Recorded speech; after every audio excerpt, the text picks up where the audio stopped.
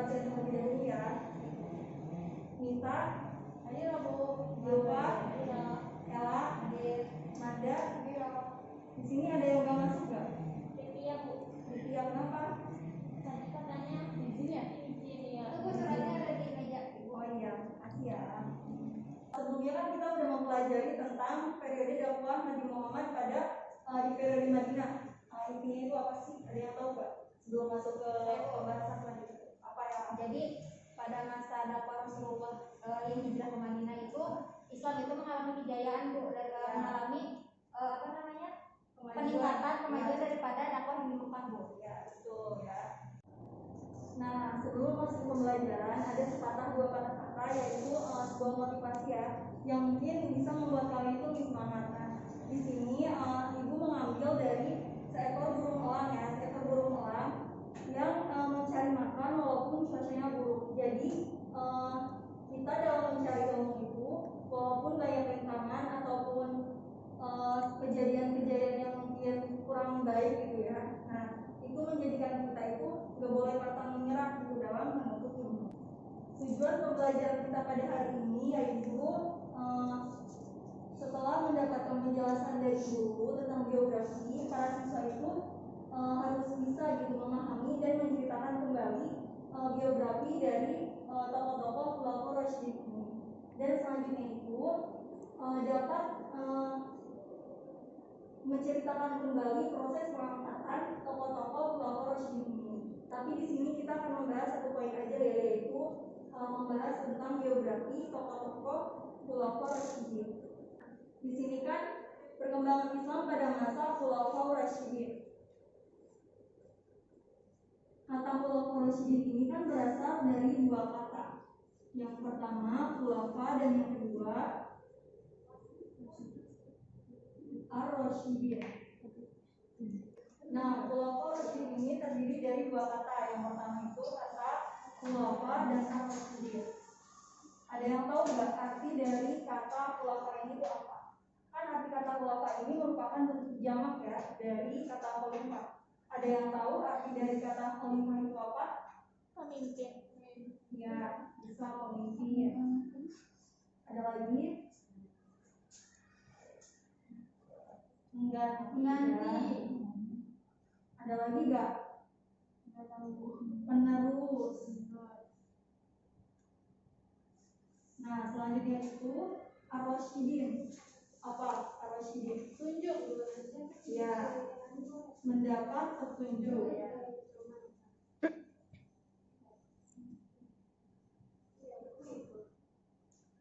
Nah, dari kedua kata ini ada yang bisa nyimpulin nggak? Apa sih pengertian dari Khulafaur Rasyidin ini? Kalau dari Ella ya, boleh.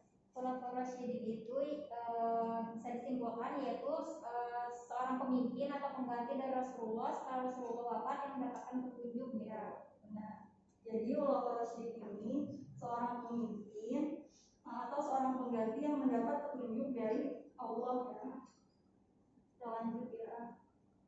Nah, di sini ada jejak peradaban Khulafaur Rasyidin. Nah, tadi kan khalifah itu merupakan jabatan tertinggi ya dalam kepemimpinan Islam pasca Rasulullah SAW wafat. Mereka itu dipilih oleh umat Islam melalui musyawarah. Seorang khalifah wajib menjalankan kepemimpinan sesuai dengan Al-Quran dan Sunnah. Khalifah tidak menjalankan fungsi kenabian. Tugas utama mereka itu dalam hal keagamaan, yaitu memimpin sholat Jumat di Masjid Nabawi dan menyampaikan khutbah Jumat. Jadi tugas seorang khalifah itu selain sebagai kepala negara, dia juga menjabat sebagai pemimpin pasukan Islam yang memiliki kewenangan luas dalam hal pemerintahan. Dalam sejarah ini, tugas Nabi Muhammad SAW sebagai kepala pemerintahan dan kepala negara yang diemban oleh 4 sahabatnya ini. Nah, di sini kan ada ya keempat pengganti setelah Rasulullah itu meninggal. Di sini itu disebut dengan Khulafaur Rasyidin. Yang pertama itu ada Abu Bakar As-Siddiq, yang kedua Umar bin Khattab, yang ketiga Utsman bin Affan, dan yang terakhir itu Ali bin Abi Thalib. Nah, sekarang kita akan mengenal biografi Abu Bakar As-Siddiq. Boleh dibacakan saudari lupa. Abu Bakar As-Siddiq, nama asli beliau adalah Abdullah ibnu Abi Quhafah At-Tamimi. Di masa jahiliyah bernama Abu Ka'bah. Setelah masuk Islam, Nabi mengganti namanya menjadi Abdullah Abu Bakar. Namun orang-orang memanggilnya Abu Bakar. Nama ini diberikan karena ia adalah orang yang paling dini memeluk Islam. Dalam bahasa Arab, Bakar berarti dini atau pagi. Abu Bakar lahir pada 572 Masehi di Mekah, tidak berapa lama setelah Nabi Muhammad lahir. Karena kedekatan umur inilah Abu Bakar sejak kecil bersahabat dengan Nabi. Jadi Abu Bakar ini sering dipanggil dengan istilah itu atik. Ada yang tahu apa itu arti dari kata atik? Tampan. Iya benar, kita tampan. Nah, karena ketampanan wajah Abu Bakar ini sehingga Abu Bakar ini dipanggil dengan sebutan atik. Selain itu juga Nabi Muhammad juga memberikan gelar kepada Abu Bakar yaitu As-Siddiq. Ada yang tahu arti As-Siddiq itu apa? Apa? Jawabannya. Ya, jadi Abu Bakar ini membenarkan kisah Isra Mi'raj Nabi Muhammad saat penduduk Mekah itu tidak mempercayainya, gitu ya. Walaupun Abu Bakar ini itu pada zaman jahiliyah, ia kebaikannya itu telah melekat ya pada dirinya. Abu Bakar ini orangnya tuh lembut, bertutur kata baik gitu ya. Dia tuh mudah tersentuh hatinya dan juga merupakan sopan santun gitu orangnya, itu merupakan sifat bawaan dari Abu Bakar ini. Next ya. Yang kedua itu Umar bin Khattab. Coba saudari Raimanda boleh dibacakan. Umar bin Khattab itu mempunyai nama lengkap Umar bin Khattab ibnu Nufail ibnu Al-Murza ibnu Riyah ibnu Qurt ibnu Raza ibnu Adi ibnu Lu'ay Al-Quraisy Al-Adawli. Usianya itu lebih muda 13 tahun dari Nabi Muhammad SAW. Karena Umar lahir 13 tahun setelah tahun gajah. Umar bin Khattab itu putra dari Nufail al-Quraisy dari suku Bani Adi, salah satu kabilah suku Quraisy. Tidak ada yang tahu pasti kapan Umar bin Khattab dilahirkan dan dia dibesarkan layaknya anak lainnya. Jadi Umar bin Khattab itu yaitu pandai bergulat. Ada yang tahu bergulat itu kayak seperti apa? Berkelahi. Ya benar, berkelahi. Berkelahi itu untuk memperjuangkan Islam ya gitu.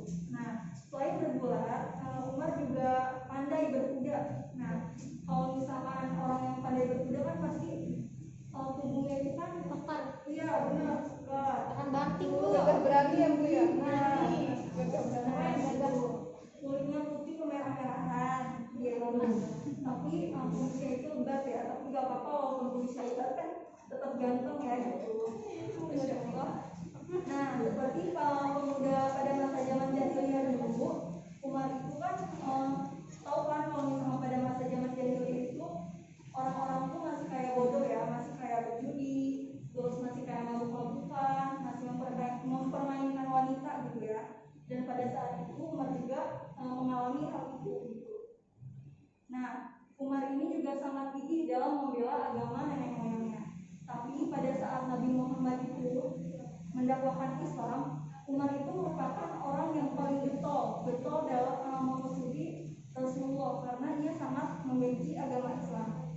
Tapi Rasulullah itu berdoa kepada Allah agar hati Umar itu dibukakan gitu kan. Nah sehingga doa itu pun terkabul dan Umar pun masuk Islam. Masuk Islamnya Umar ini adanya kemajuan Islam yang sangat pesat gitu. Jadi kaum muslimin itu berani terang-terangan melakukan sholat dan tarawih. Bahkan Umar juga itu menantang. Ada yang tahu pamannya Umar siapa? Yang sangat benci dengan Rasulullah? Abu Jahal. Ya benar, Abu Jahal ya.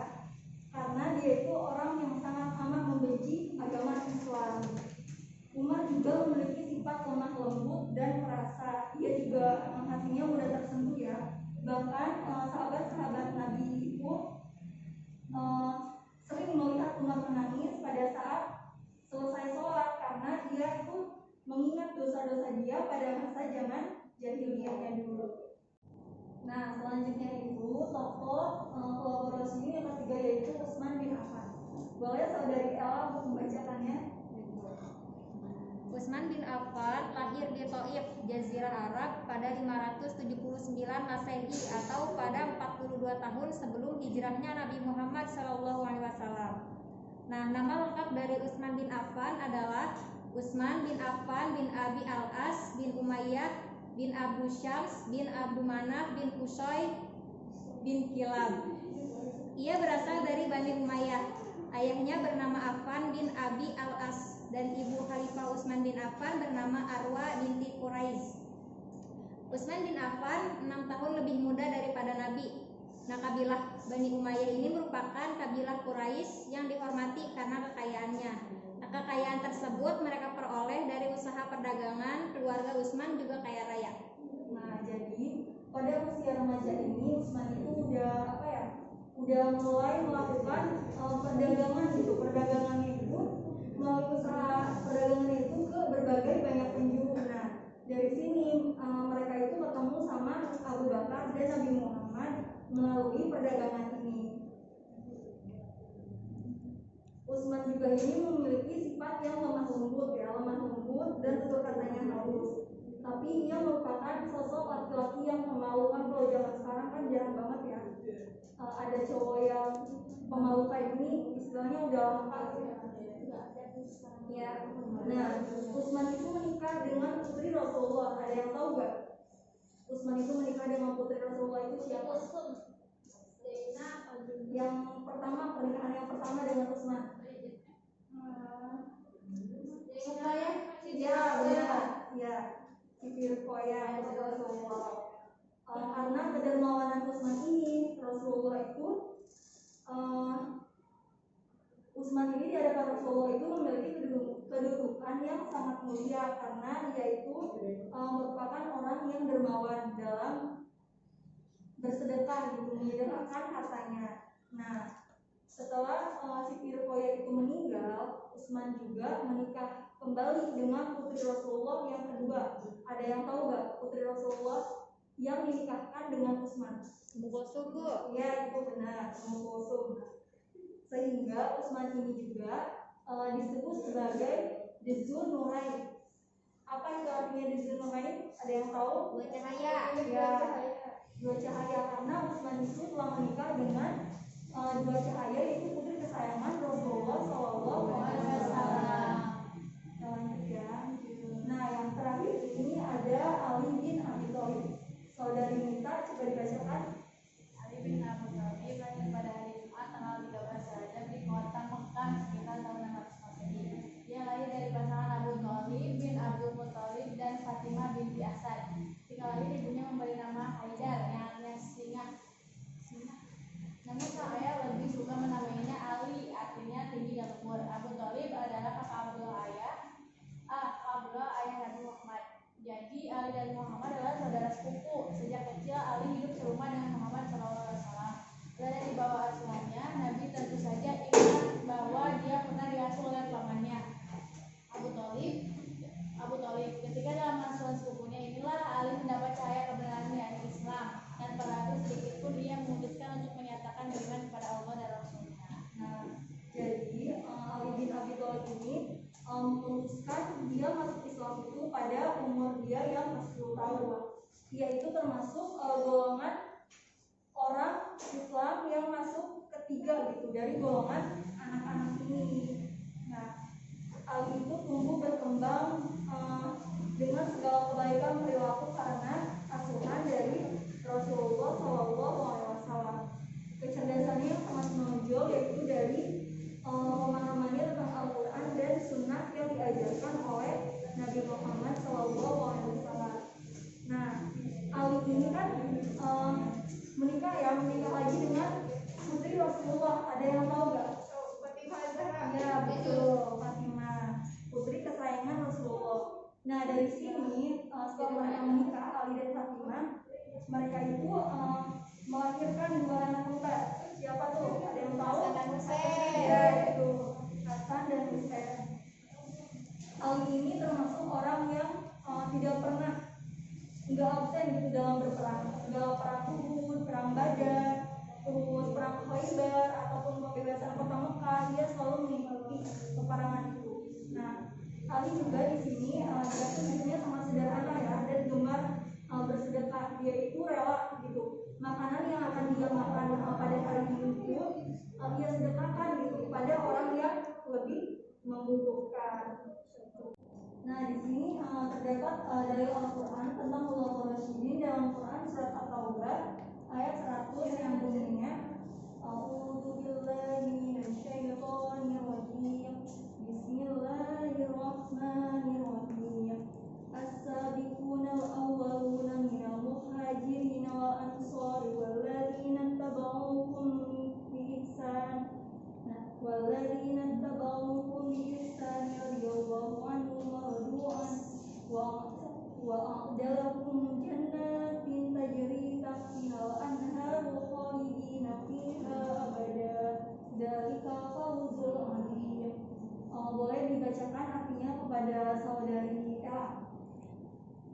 Artinya orang-orang yang terdahulu lagi yang pertama-tama masuk Islam dari golongan muhajirin dan ansor, dan orang-orang yang mengikuti mereka dengan baik. Allah ridho kepada mereka dan mereka pun ridho kepada Allah, dan Allah menyediakan bagi mereka surga-surga yang mengalir sungai-sungai di dalamnya selama-lamanya. Mereka kekal di dalamnya. Itulah kemenangan yang besar. Nah, dalam ayat ini sudah dijelaskan ya bahwa orang-orang yang pertama-tama masuk Islam ini, baik dari kalangan muhajirin ataupun kaum ansor ini, ataupun pengikut dari perintah Rasulullah, ketiga golongan ini merupakan orang-orang mukmin yang paling tinggi martabatnya. Nah, yang paling tinggi martabatnya yaitu yang disebabkan oleh keimanan dia yang kuat gitu kan. Allah pun ridho terhadap mereka dan mereka pun ridho terhadap Allah. Jadi segala perbuatan yang dilakukan oleh ketiga golongan ini merupakan perbuatan-perbuatan yang mereka lakukan secara ikhlas. Oleh sebab itu, mereka itu mendapatkan pahala dari Allah yang sangat-sangat mulia, yaitu surga Jannatul Na'im. Ada yang tahu surga Jannatul Na'im itu di dalamnya itu seperti apa gitu? Ada yang tahu gak? Nah, surga Jannatul Na'im itu di sana itu ada sungai-sungai yang mengalir di bawahnya. Jadi mereka itu memperoleh kenikmatan yang tiada hingga gitu. Yang di dunia itu kenikmatan melebihi kenikmatan di dunia gitu kan. Nah, di sini juga dikenal sebagai as-sabiqunal awwalun. Ada yang tahu as-sabiqunal awwalun itu apa? Golongan pertama yang masuk Islam. Nah, iya benar. Orang yang pertama masuk Islam. Ada yang tahu gak golongan orang yang pertama masuk Islam itu siapa aja? Ada Fatimah, Abu Bakar, Siti Khadijah, Abu Bakar Bu, Iya, benar. Terus Utsman bin Affan, Abdurrahman bin Auf, Thalha bin Ubaidillah, terus Sa'ad bin Ubadah, Sa'ad bin Abi Waqqas, terus sama Ubaidillah bin Zarro. Itu merupakan orang-orang yang masuk Islam atas ajakan dari Abu Bakar As-Siddiq ini. Nah, setelah mempelajari tentang biografi yang tadi dijelaskan, di sini kalian akan untuk membentuk kelompok gitu. Bisa ya 3 orang ataupun 2 orang. Di sini kan ada gambar tentang biografi khulafaur rasyidin. Nah, kalian itu disuruh untuk menceritakan kembali biografi, tapi dari salah satunya aja ya.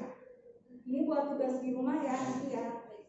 Berarti salah satu dari 4 itu, Bu? Iya, salah satunya aja, misalkan Abu Bakar As-Siddiq biografinya yang kalian ketahui aja gitu. Baik Bu. Nah, selanjutnya yaitu ada yang tahu gak kesimpulan dari kita mempelajari biografi tentang khulafaur rasyidin ini?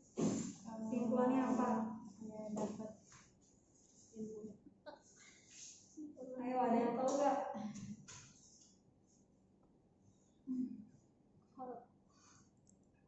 Nah, iya, Raymanda, silakan. Khulafaur Rasyidin itu menurut bahasa artinya para pemimpin yang mendapatkan akibat dari Allah. Ya. Sedangkan istilah para khalifah atau pemimpin umat Islam yang melanjutkan kepemimpinan Rasulullah sebagai kepala negara setelah Rasulullah. Ya, benar. Jadi, setelah kita mempelajari Khulafaur Rasyidin ini, kita mengetahui ya arti dari Khulafaur Rasyidin ini, di mana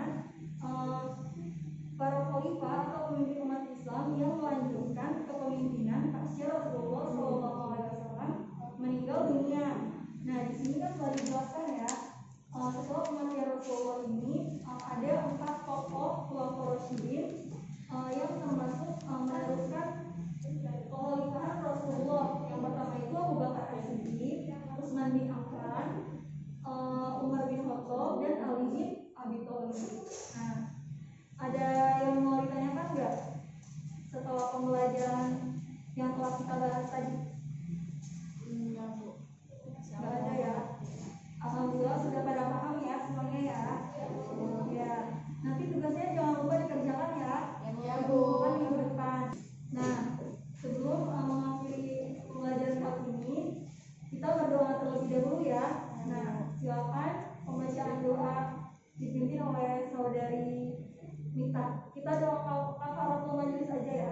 Bareng-bareng boleh ya. Subhanakallahumma wa bihamdika asyhadu an la ilaha illa anta astaghfiruka wa atubu ilaik. Sekian yang dapat Ibu sampaikan, kurang lebihnya mohon maaf.